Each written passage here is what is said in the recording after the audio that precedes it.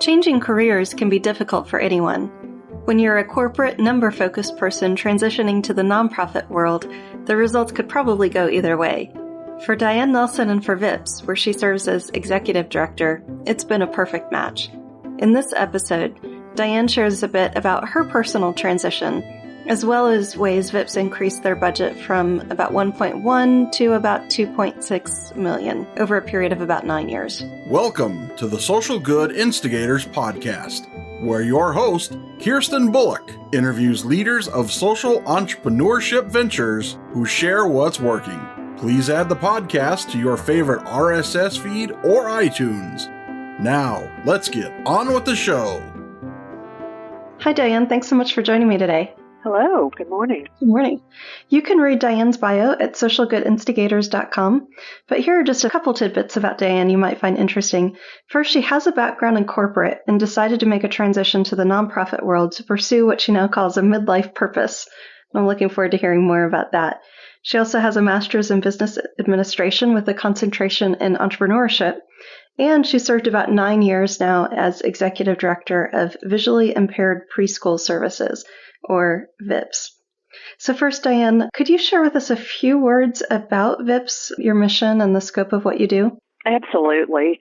VIPS is a two-state nonprofit that serves children who are visually impaired from birth to age 5. So when a child's born or diagnosed blind, they're referred to our agency, and we send a teacher to the home to teach the parents how to begin teaching their children, who are often the first blind person they've ever encountered. So we fulfill the niche until the school system takes over at age 5. Wow. So you've seen some pretty interesting kids, I'm sure. Absolutely. All of the children in our program are diagnosed legally blind, but it's the whole spectrum of low vision to no vision, or a sighted child who has had an accident and ends up visually impaired, or cancer patient, or so every diagnosis that relates to low vision or no vision. Wow. So let's go back to that midlife purpose question. 9 years ago, you made this huge switch. So what was it that first led you to think about the nonprofit world as a potential career? My corporate career was in non-traditional industries and coal mining, barging, and natural gas, and it took me all over the state of Kentucky, but mostly the work that I did was numbers and results driven, and I just felt a void. So after our life had been serving on community boards, I was the first president of Friends of the Waterfront, which is support agency for the waterfront park. So I helped with Marlene Grissom, founded that in the early 90s, and was kind of fueled by that. I had been a member of the Junior League and in government on their government relations committee, and kind of fueled by the fact that one individual could make a change by getting involved in something they were passionate about. So my after-hour life had been that. And the idea of when I switched careers, actually, to back up a little bit, I really wasn't exactly looking to switch careers as much as I was looking to find something that I would be excited about again. And so an opportunity came up for me to apply, or asked to apply for this nonprofit leadership role at VIPS.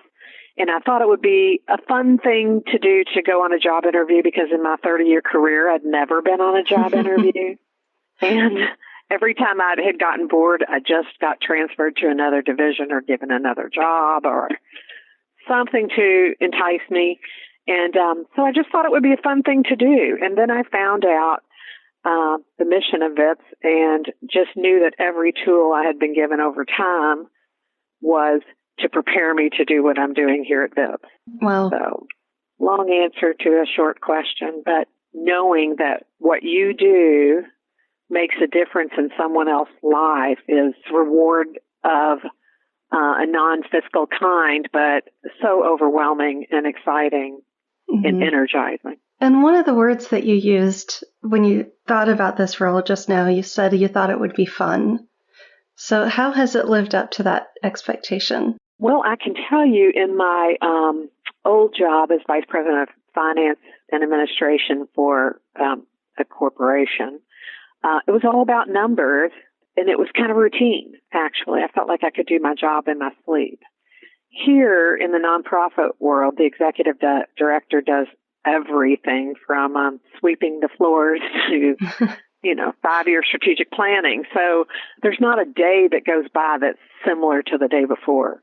Mm-hmm. You have to wear so many hats, and you're constantly challenged to think creatively and differently. In the corporate world, if you want to raise more money, you come up with a new product line. You go out and source a new client. In the nonprofit world, every client is a cost to the money that you have to raise. I mean, it causes you to have to raise more money. And so it's a different challenge. If you're a creative thinker, it's a continuous opportunity to think creatively, which I think is fun. And how have you been able to put some of that numbers focus in your work at VIPS? I understand that you've seen some pretty significant growth since you started. Right. Well, when I started, we had a budget of about $1.1 million, and we were seeing about 250 children, and we served only the Commonwealth of Kentucky. Well, today we serve the Commonwealth of Kentucky and the state of Indiana, and our budget is right around $2.6 million, and we're seeing approximately 600 children. So it's almost tripled. And one of the basic business operations is to analyze expenses. So when I first came in, our agency, let me back up a little bit, our agency was founded by a teacher, a woman who saw this void that there were no services for parents and children who were visually impaired, birth to 5, until they got to the school systems. And so she started it in 1985 with $20,000 and a caseload of 8 kids and grew it to a $1.1 million agency without a business background.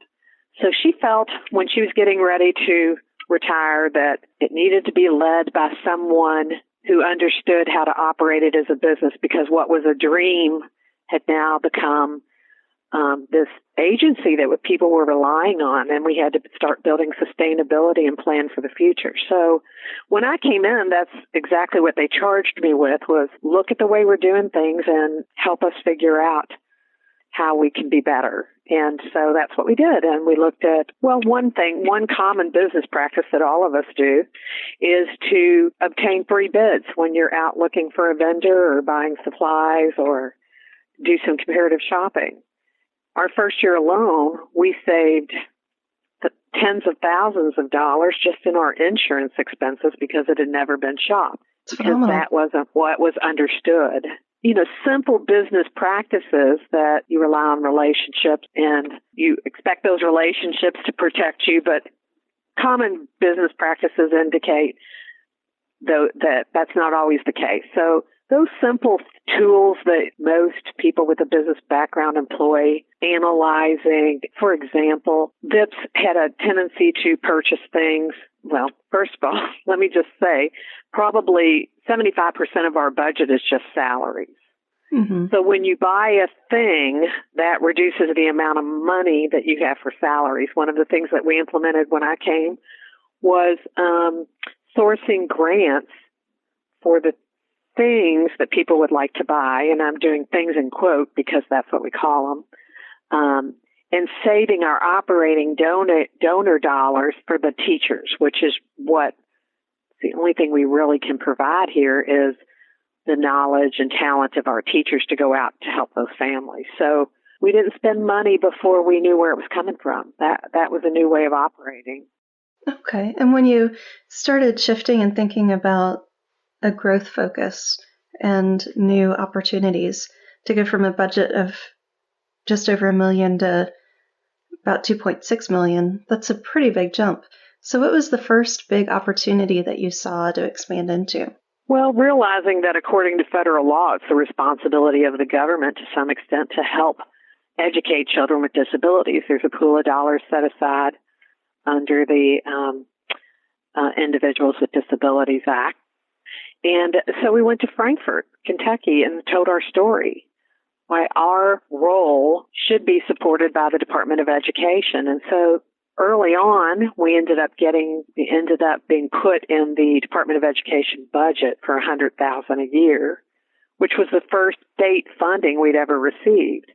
So analyzing where dollars were coming from and where they should have been coming from outside of donors. We also went to some of our long-term support foundations like the WHS Crusade for Children and Kosar Charities.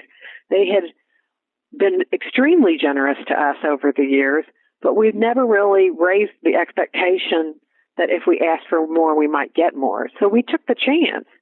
And they said wholeheartedly, now that, we have this preschool that we're operating, and in Louisville, we do have a center-based program that's internationally recognized that we had just started when I came. And we had something physical to show them. Look at these children, what skill set they're coming into the school with and what skill set they're leaving the school with. Developing a story that we could tell that could prove to the donors that we were being good stewards of their dollars. So all of those opportunities, bringing government in, finding new sources of revenue, and being able to tell our story and show the results of our abilities allowed us to start raising more money. Did you find that combining results with stories of individual kids was pretty effective in communicating both the impact and the importance of your work? Absolutely. It's wonderful that you can tell a donor, we go into the home and we help the parents learn the skill set to teach their children. But it's more telling when it's put in the form of an individual story. For example, when Anthony started at VIPS, he was a child that was sighted that lost his vision to a brain tumor and following chemotherapy. And so when he came to us, he wasn't moving. He had very little communication skills. He did not have the strength to reach and grasp. And then our teacher started working with him.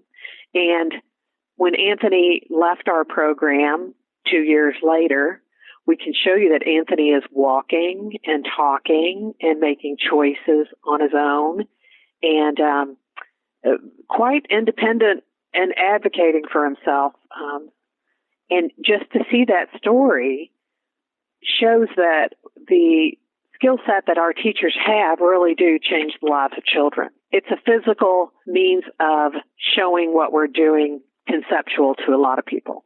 And I understand, too, that now you're also you have sighted kids who are in the preschool side by side with your clients. Right. 90% of what sighted children learn is what all children learn is through the visual pathways. So when you have a visually impaired child, the concept of a tree is not easily explained. You point to a tree to a sighted child and they see it and they understand it's growing out of the ground with dirt at its base with a trunk and branches and the leaves fall and the leaves come back, and they see all of that with one word, tree. So when you have a visually impaired child, in order to introduce that concept, they have to explore that world. Well, what we have found in our learning process is children who are visually impaired and children who are sighted working together explore those concepts and understand those concepts in a different way. So for every 8 children that we have in our preschool classroom, well, for every 10 children, 8 are visually impaired and 10 are sighted. And our sighted children teach our visually impaired children socialization skills, those things that you and I learn automatically because we're sighted. And our visually impaired children teach our sighted children compassion and understanding. And they develop this way of communicating that maybe doesn't come as natural and as seamlessly as it does at that age. So I like to tell the story of Sam, who was one of our sighted peers in our original program.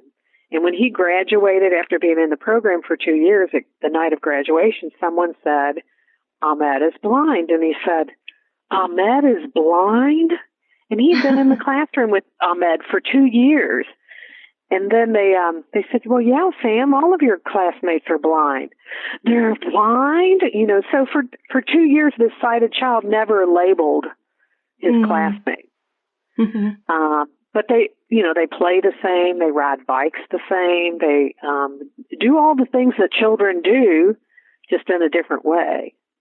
So it's been a really great addition to our program to have those sighted peers. And in fact, the sighted children, we have a waiting list to be that person within our classrooms.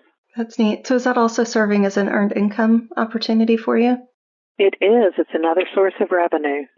That's part of the creative way of thinking. How can we do more with less? Mm-hmm. One of the other things that we've been able to do that we didn't necessarily do before was collaboration. We were able to, our teachers came up with an idea for a new product, and we were able to commercialize that idea to the American Printing House for the Blind that purchased the idea from us and then went to market with that product. So just thinking in a different way. Now, in the midst of this, my guess is that you've obviously had a lot of things that went really well and that it just unfolded exactly as you wanted it to.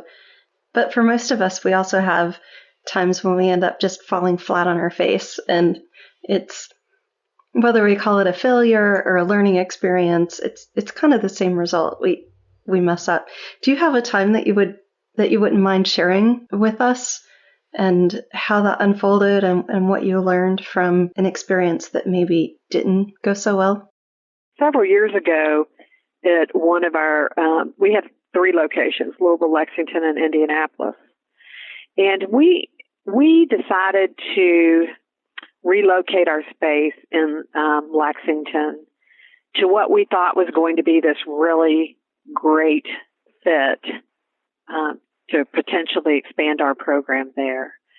And there was a lot of great hype around it, a building dedication. We were part of a really exciting time. And then we moved into the building and realized that the collaboration that we had hoped maybe wasn't as well thought out as both parties had intended. And what we needed out of that relationship really wasn't the same thing that our partner needed out of that relationship. So after much thought and discussion, we decided that really wasn't where we needed to be. So then we had to take a step back and analyze the situation. Well, what is it we really want, and where do we really want to be, and who are the partners that would really take us to the next level? And we started all over again with that host strategic thinking, only this time with a different perspective. Oh, yeah, we never thought we wanted to be that. We forgot that that's who we were. And so now we've relocated to another facility. We've been there about 2 years. And although the first venture was a little bit costly of a lesson, we now feel like this was the home we were supposed to be in all along. So it all worked out, but it wasn't without pain and it wasn't without regret. But I don't think we could be where we are today had we not gone through that experience that we went through a few years. Yeah, that sounds like a real valuable nugget there, too. Yeah. Sometimes the tough times that we go through are really just helping us get focused on where we're supposed to be. Right, exactly. And there are a couple things that I kind of keep in my mind. Think of all those things that's going to lead us to the right answer. And one is don't create something, cure something. So what I mean by that is instead of the wow, which is kind of what we got at the first location, that was all the wow. But it didn't solve our immediate problem. So I kind of lost focus of that. Don't create it, cure it. Instead, cure it. And so where we are now, checked all our boxes. Yeah, that's who we were and that's who we need to be. And I'll tell you right now, we're located within the Lexington Hearing and Speech Center. So their children have hearing challenges, and our children have sight challenges, and our children are being enrolled in the same classroom as the hearing children.